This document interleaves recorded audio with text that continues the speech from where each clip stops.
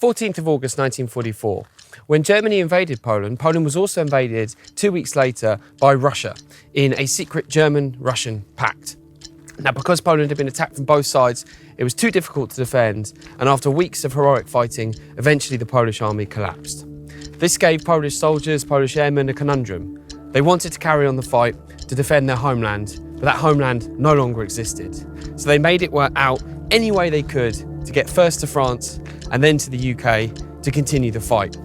Over 1 million Polish citizens were then deported by the Russians in the area controlled by Soviet Russia to Siberia. And later on, Stalin, when it suited him, made an army from those Polish men in order to carry on the fight. The commander of the 1st Independent Polish Parachute Brigade, General Staszewski, pleaded to allow to have his airborne troops flown into Warsaw to help the defence, a mission that they'd been training for ever since the brigade was created. His mission was refused. The troops would later on be used in the failed Operation Market Garden later on in 1944. And they, like all the civilians and other soldiers of Poland who were exiles from their homeland, had to listen to the news and radio reports as their capital went up in flames. Trying to understand the values that the people who fought in the Warsaw Uprising were living up to can be quite hard for a modern generation.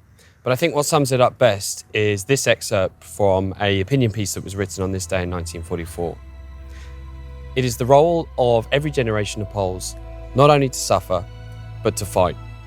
Suffering brings out in us the will to fight. Trying to rob us of freedom is a hopeless task. And you'll see over every episode of 63 Days of Extraordinary Courage how the young resistance fighters lived up to those ideals. Thank you very much for watching this episode of 63 Days of Extraordinary Courage. Tune in to tomorrow's episode at 5 p.m. Warsaw time, 11 a.m. Eastern Standard Time. Don't forget to share this film and write your view underneath using the hashtag 63days.